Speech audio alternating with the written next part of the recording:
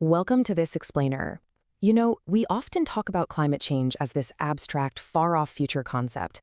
But today, we're going to look at a place where the battle against a changing climate begins every single morning.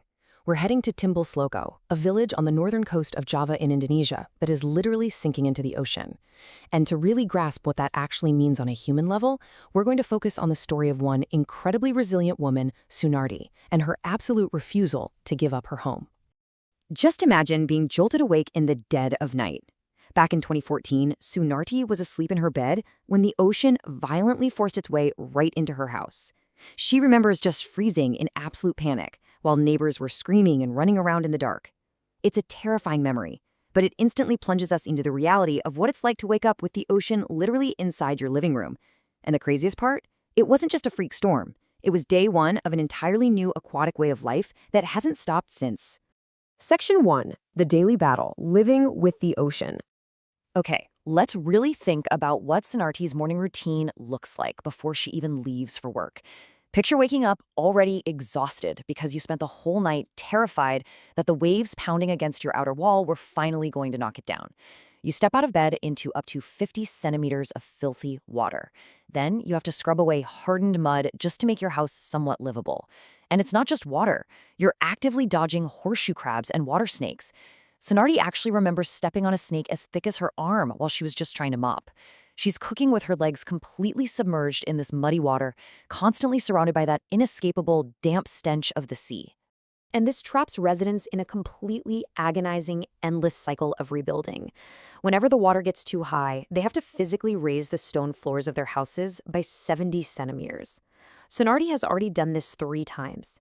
They spend whatever meager earnings they have, and neighbors, like a man named Suraman, even go into debt just to buy cheap used wood or construction rubble.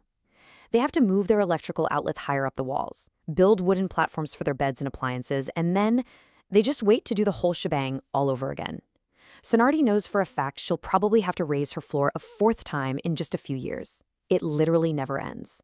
Section 2. A Disappearing Past, When Timbulsloko Thrived.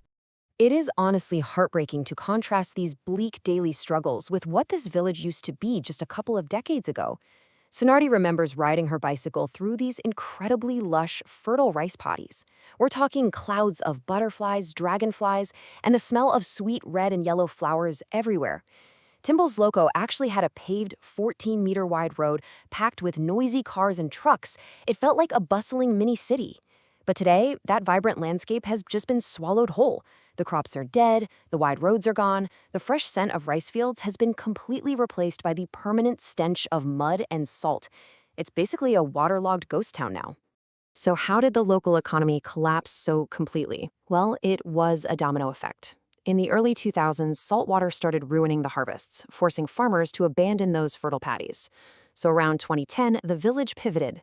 They adapted by moving into aquaculture and fish farming, and for a minute, it boomed. But then the ocean just got more violent. Massive waves tore their nets apart, ruining the harvests and wiping out their savings in one fell swoop.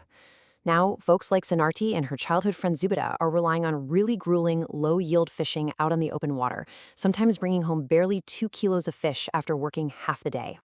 Section 3. The Slow Disaster, the Science of Sinking. Now let's talk about the macro forces driving this nightmare.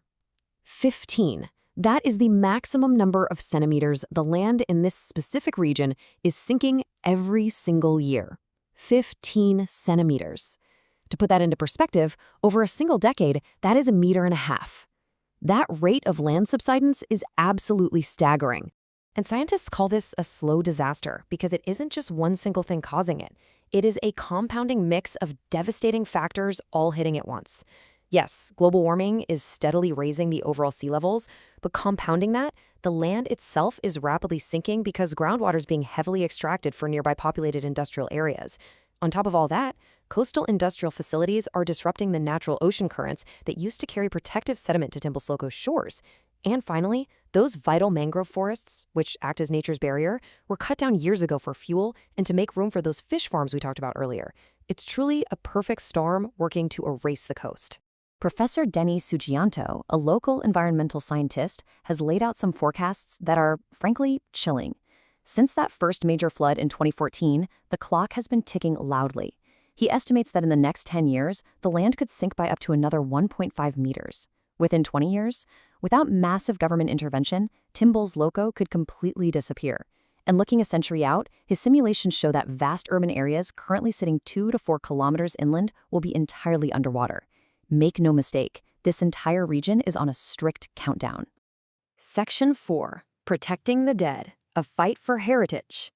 With a scientific outlook that dire, you might naturally be wondering why on earth don't they just pack up and leave? Well, this is where it gets deeply personal. Sunarti's 19-year-old son, Slamet, died tragically in a motorcycle accident 15 years ago, and he's buried in the village cemetery alongside his father and grandparents. For Sunarti, the cemetery is the soul of the village. Abandoning Timbulsloko doesn't just mean losing a house. It means abandoning her own flesh and blood to the ocean. She refuses to let him wash away. And that deep bond is shared by the entire community.